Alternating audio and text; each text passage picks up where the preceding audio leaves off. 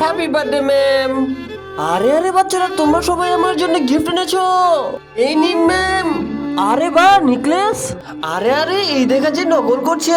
এই মেয়ে তুমি দাঁড়াও, তুমি এটা কি করছো? আমি নকল করছি তাতে কি? আমি তো আপনাকে এই নেকলেসটা দিয়েছি।